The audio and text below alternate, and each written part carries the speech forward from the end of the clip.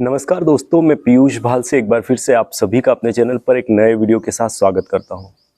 दोस्तों, इन दिनों पूरे देश में एक खौफनाक मर्डर जो है श्रद्धा वॉकर का, वो पूरे देश में चर्चा का विषय बना हुआ है। न सिर्फ चर्चा का विषय बना हुआ है बल्कि दिल्ली पुलिस के लिए ये केस एक तरह से एक नई चुनौती बना हुआ है, क्योंकि इस तरह के केस सालों में एक दो दफ़ा ही आते हैं जहां पर पुलिस को कई सबूत इकट्ठे करने के लिए खासी मशक्क़त करनी पड़ती है। तो ये एक उस तरह का ही केस है। 18 मई 2022 को आफताब नाम के लड़के ने, जो कि श्रद्धा वॉकर के साथ लिव इन रिलेशनशिप में रहता था, उसने श्रद्धा का न सिर्फ कत्ल किया बल्कि कत्ल करने के बाद आरी से उसके 35 टुकड़े किए। उसके बाद वो एक 300 लीटर का फ्रिज खरीद कर लाता है और उसके बाथरूम में टुकड़े करने के बाद उसी फ्रिज में उन टुकड़ों को रखता है और मेहरौली के आसपास जो दिल्ली में मौजूद है उन जंगलों में वो आफताब के बयान के अनुसार वो उन टुकड़ों को वहाँ पर फेंकता है। उसके बाद इन दिनों कई दिनों से जो 5 दिन की रिमांड पर आफताब था पुलिस की, उसमें पुलिस ने आफताब के बयान के अनुसार मेहरौली के जंगल में पूरी तरह से जांच की, वहाँ से कई टुकड़े बरामद किए और उन टुकड़ों को भी फॉरेंसिक के लिए भेज दिया गया है। लेकिन अभी ये पुख्ता तौर पर कहा नहीं जा सकता कि वो जो 13 टुकड़े पुलिस को मिले हैं वो श्रद्धा वॉकर के ही है या नहीं, क्योंकि वो खुलासा फॉरेंसिक की जांच के बाद ही होगा। श्रद्धा के पिता और श्रद्धा के भाई के डीएनए सैंपल पुलिस ने ले लिए हैं। तो इस मामले में अभी तक की पुलिस की जांच में यही चीज़ें सामने आई थी, लेकिन अभी जो कुछ दिनों में 2-3 दिनों में कई ऐसे खुलासे हुए जहां से ये केस कुछ हद तक मजबूत होता हुआ दिखाई दे रहा है। लेकिन बावजूद उसके पुलिस के लिए चुनौती ये है कि पुलिस फॉरेंसिक के जो एविडेंस है, जो लाश का एक छोटा सा टुकड़ा भी है, वो कहीं से कलेक्ट करने की कोशिश में लगी हुई है, क्योंकि श्रद्धा वॉकर का जो सर है वो अभी भी पुलिस के हाथ नहीं लगा है। हालांकि आफताब ने पुलिस के बयान में ये कहा था कि उसने लाश के अन्य टुकड़ों के साथ ही श्रद्धा का जो सर है उसे भी उस तरह से ही पॉलीथीन में पैक करके फेंका था। लेकिन जिस तरह का दिमाग जो साइको किलर्स होते हैं उस तरह का दिमाग आफताब का है, और साथ में उसने कई रिसर्च की थी ऑनलाइन कि किस तरह से लाश के टुकड़े जो है उन्हें ठिकाने लगाना है, किस तरह से खून के धब्बे मिटाना है, ताकि बाद में फॉरेंसिक को कहीं से भी ये सबूत नहीं मिले या और कोई भी ऐसे सबूत नहीं मिले जो श्रद्धा की लाश से संबंध रखते हो। तो इन चीज़ों को देखकर पुलिस ने अभी तक की जो जांच है उसमें ये एक तरह से पुलिस मन में सोच के रख रही है, क्योंकि आफताब कई बार अपने बयानों से मुकरा है, कई बार उसने अलग अलग बयान दिए हैं, लेकिन इन तमाम बयानों के बीच कुछ गिने चुने बयान ही ऐसे हैं जहां पर पुलिस को ये लग रहा है कि आफताब सच बोल रहा है। बाकी तो पुलिस अभी कोशिश कर रही है कि किस तरह से फॉरेंसिक के एविडेंस कलेक्ट किया जाए ताकि कोर्ट में इस केस को मजबूती से खड़ा किया जा सके। अभी जो कुछ और खुलासे हुए हैं उसमें एक ये है कि श्रद्धा का एक दोस्त है गॉडविन के बयान के अनुसार 2020 की एक बात है जहां पर श्रद्धा ने उससे मैसेज किया था, उसका एक चैट भी है। उसमें गॉडविन जो है श्रद्धा को 2020 में आफताब ने पिटाई की थी श्रद्धा की। उसके बाद गॉडविन उसको हॉस्पिटल लेकर गया था और वहाँ पर इस फोटो में आप देख सकते हैं कि किस तरह से श्रद्धा की पिटाई के बाद उसके चेहरे पर कुछ निशान बने हुए हैं। और साथ ही एक डॉक्टर है जिसे श्रद्धा ने उस समय कॉल भी किया था, क्योंकि वो काफ़ी डिप्रेशन में थी उसके बॉयफ्रेंड आफताब के कारण। तो ये सारी चीज़ें हुई। उसके बाद पुलिस को एक और चीज़ ये पता चली कि जब आफताब ने श्रद्धा का कत्ल किया मई के महीने में, उसके बाद ही करीब कुछ दिन आफताब की गुरुग्राम में एक कंपनी वहाँ पर नौकरी लगी, वो गुरुग्राम भी गया। लेकिन उसके बाद जो कहानी सामने आई वो ये कि गुरुग्राम के उस ऑफिस में जब पता किया तो पाया कि आफताब की नौकरी लगी थी, लेकिन वो वहाँ पर गया नहीं, उस ऑफिस में गया नहीं, और उसके बाद उसकी कंपनी ने उसे नौकरी से निकाल दिया। लेकिन पुलिस ये कयास लगा रही है कि हो सकता है गुरुग्राम के आसपास ये गया और वहाँ पर भी इसने लाश के कुछ टुकड़े ठिकाने लगाए हैं। तो इस वीडियो में आप देख सकते हैं कि पुलिस कल गुरुग्राम गई थी और वहाँ पर पुलिस को एक थैली मिली। हालांकि पुलिस ने अभी इस बात का खुलासा नहीं किया कि इस थैली में आखिर है क्या, क्या श्रद्धा का सर है या कोई और बॉडी पार्ट्स है जो पुलिस को वहाँ से मिला है। तो ये तो बाद में ही पता चलेगा जब पुलिस इस बात का खुलासा करेगी। साथ ही और कई बात ऐसी सामने आई है, वो ये कि जब श्रद्धा की मौत हुई थी, आफताब ने उसका कत्ल किया था, उस वक्त आफताब ड्रग के नशे में था। उसने गांजा पिया था और उसके बाद ही आकर जब उन दोनों में पैसों और घर के जो सामान है उसको लाने को लेकर बहस हुई और वो झगड़ा इतना बढ़ गया था, उसके बाद नशे में आफताब ने श्रद्धा का गला दबाया और उसके बाद जब बाथरूम में उसने उस लाश को रखा था तो उस रात वो सारा समय नशा करता रहा।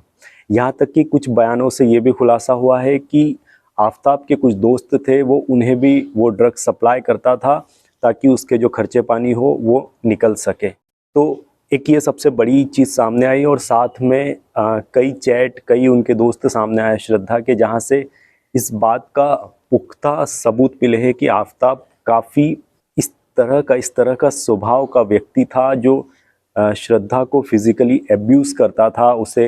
पीटता था और साथ में उसे इमोशनल ब्लैकमेल भी करता था। एक दफ़ा की बात है जब श्रद्धा की पिटाई हुई थी, उसके बाद श्रद्धा ने ये डिसाइड किया था कि वो आफताब को छोड़ देगी, लेकिन उसके बाद आफताब ने उसे इमोशनल ब्लैकमेल करके ये कहा था कि अगर तुमने मुझे छोड़ा तो मैं सुसाइड कर लूँगा। और उसके बाद श्रद्धा ने उसे फिर से माफ़ कर लिया और वो उसके साथ रहने लगी। लेकिन यही सारी चीज़ें निरंतर चलते रही। श्रद्धा उसके तमाम दोस्तों से भी कट गई थी और जिस तरह का स्वभाव श्रद्धा का था, काफ़ी हंसमुख टाइप की वो लड़की थी, वो पूरी तरह से आफताब के साथ रहने के बाद बदल गया था। उसका पूरा व्यवहार बदल गया था, उसकी पूरी ज़िंदगी बदल गई थी। वो जहाँ पर एक खुले विचारों वाली एक अच्छी लड़की थी, वहाँ पर वो डिप्रेस्ड रहने लगी और उसका पूरी तरह से जो लाइफ है वो चेंज हो गई बिकॉज ऑफ आफताब। अब इस केस में पुलिस को जो है कोर्ट की परमिशन मिल गई है कि 5 दिन के अंदर जो आफताब है उसके 5 दिन की पुलिस रिमांड थी, जिसको कोर्ट ने 5 दिन के लिए और बढ़ा दिया। मैक्सिमम ये 14 दिन तक हो सकती है। तो इसी दौरान कोर्ट से पुलिस को ये मंजूरी भी मिल गई है कि उसका नार्को टेस्ट कराया जाए। हालांकि कई दफ़ा ये भी होता है कि नार्को टेस्ट में आपको पूरी तरह से जो डिटेल है केस की वो नहीं मिल पाती, लेकिन कहीं ना कहीं नार्को के बाद पुलिस को एक सबसे बड़ी मदद जो मिलेगी वो ये कि पुलिस इस केस में एक डायरेक्शन तय कर पाएगी, क्योंकि आफताब के बयानों पर पुलिस को किसी भी तरह से कोई भरोसा नहीं है। हमारे देश में कई ऐसे केस हुए जहां पर जब पुलिस को पुख्ता सबूत नहीं मिले हैं तो वो केस जो है वो निचली अदालतों में और हाई कोर्ट में तो टिक पाया, लेकिन सुप्रीम कोर्ट से वो जो आरोपी है वो बरी हुए। हाल ही में दिल्ली का एक केस भी सामने आया था, तो उसके साथ भी कुछ ऐसा ही हुआ था। तो ये सबसे बड़ी चुनौती पुलिस के सामने है। यही कारण है कि पुलिस कोशिश कर रही है कि सबसे पहले ये प्रूफ किया जाए कि श्रद्धा की मौत हुई है, उसकी लाश का कोई भी टुकड़ा या कुछ भी ऐसा एविडेंस मिल जाए जिसके बाद कोर्ट में मजबूती से ये केस खड़ा हो सके। लेकिन जो अभी तक पुलिस को जितने भी सबूत मिले हैं वो सबूत उस तरह के नहीं है जहां पर पुलिस को पूरी तरह से ये कॉन्फिडेंट हो कि ये केस कोर्ट में टिक पाएगा, क्योंकि पुलिस को न सिर्फ श्रद्धा की बॉडी का कोई पार्ट मिला है बल्कि उसके फ्लैट से भी कहीं से कोई फॉरेंसिक का ऐसा एविडेंस नहीं मिला है। श्रद्धा को जिस आरी से आफताब ने काटा था वो आरी भी नहीं मिली है, श्रद्धा के कपड़े नहीं मिले हैं, श्रद्धा का फ़ोन नहीं मिला है। तो कोई भी ऐसा सबूत नहीं है जो पुलिस को अभी तक हाथ लगा जिससे पुख्ता तौर पर यह कहा जाए कि ये केस काफ़ी स्ट्रॉन्ग तरीके से खड़ा है। तो यही कारण है न सिर्फ मेहरौली थाने की पुलिस बल्कि दिल्ली की आसपास की जो पुलिस है उससे भी बड़ी तादाद में पुलिस के जो कर्मी हैं उन्हें इस केस में लगा दिया गया है। पुलिस अब इस केस में इस एंगल से भी जांच कर रही है कि आफताब का जो स्वभाव है, जिस तरह का शातिर दिमाग है उसके पास, जिस तरह से उसने लाश के टुकड़े किए और उसी घर में उसी लाश के साथ वो रहा, वहीं पर खाना खाया, और ये तमाम बातों के बाद पुलिस को कहीं ना कहीं इस बात का भी आभास हो रहा है कि हो ना हो पहले भी आफताब ने इस तरह का कोई काम किया हो। तो इस कारण पुलिस जो वो डेटिंग ऐप है और तमाम जो प्लेटफॉर्म है जहाँ पर आफताब था, उन प्लेटफॉर्म से ये पता करने की कोशिश कर रही है कि और पहले आफताब के कितनी लड़कियों से अफेयर थे, ताकि पुलिस को और जानकारियां आफताब के खिलाफ मिल जाएं।